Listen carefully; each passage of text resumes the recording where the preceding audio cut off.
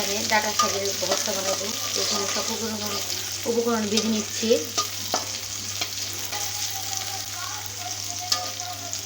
সব কিছুরই দেশে, যেহেতু মরিচ দেশ থেকে আনা হয়েছে, তারপরে রসুন, পেঁয়াজ। ওই ভিডিওগুলো আপনাদের আমি দিতে পারিনি।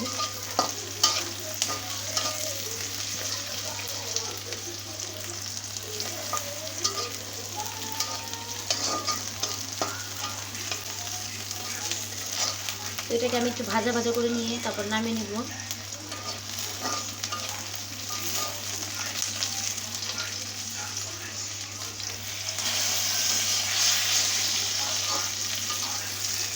ভাজা ভাজা করে এটা শেষ। আল্লাহ, দেখতে পাচ্ছেন মরিচগুলো কীভাবে ভাজতেছে।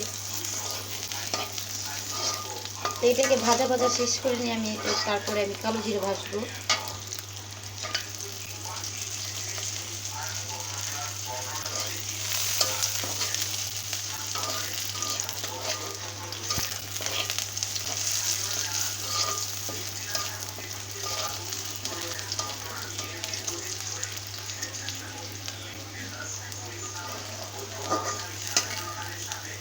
তো এটা ভাজা শেষ, আমি এটাকে এখন নামিয়ে নিব।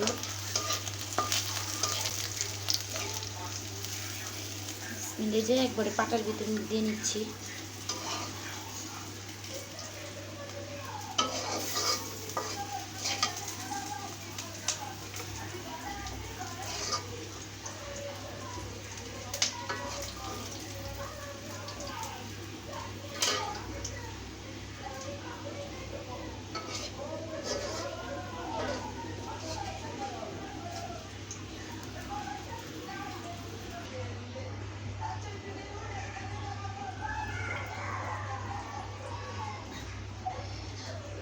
তো এই যে এখানে আমি এই যে শাকগুলো দিয়ে দিলাম।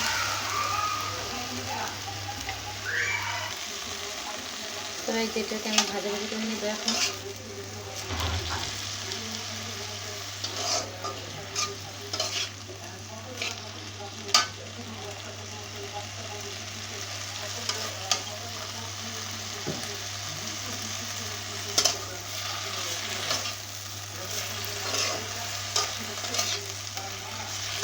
তো দেশের থেকে আনাই ডাঁটা শাকগুলো, কচিগুলো আমি বেছে বেছে নিয়ে আসছি।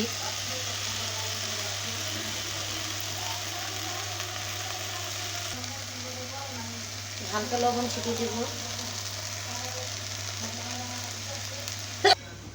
তো এই যে আমি এখন এই শাকটি ভাজা হয়ে গেছে, এখন নামিয়ে নেব। বিসমিল্লাহ।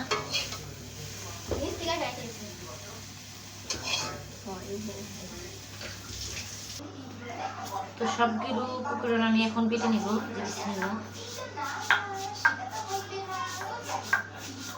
এবারটা ভর্তা মজাই আলাদা। অনেকে প্লেন্ট করে, তো আমার কাছে এইভাবে ভালো লাগে।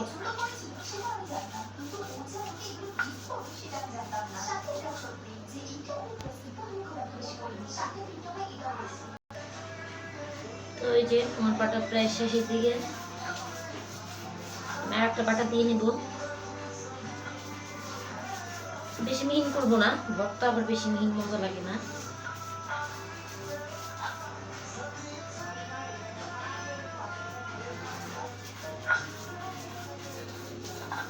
তো আপনার বাসায় ট্রাই করতে পারেন, অনেক মজা হবে। তো এই যে ভর্তা কমপ্লিট। আমি এখানে সরিষার তেল দিয়ে নিব। সরিষার তেল দিয়ে এটাকে ভালো করে মেখে দিব।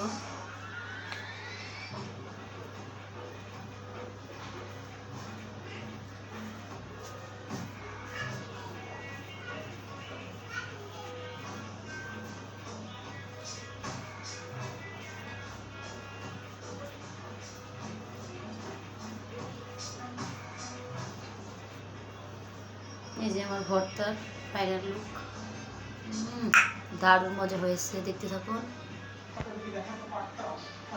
তো এই যে এখন আমি পাটায় ভাত মেখে নেব।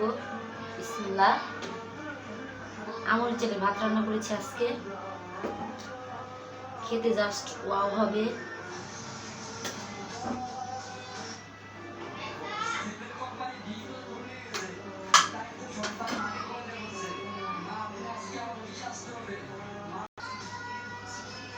তো এই যে ভালো করে ভাতগুলো আমি মেখে নিতে, কে কে ভাত মানে ভর্তা পাটার শেষে যে পাটায় মাখানো ভাত খেয়েছেন কমেন্ট করুন।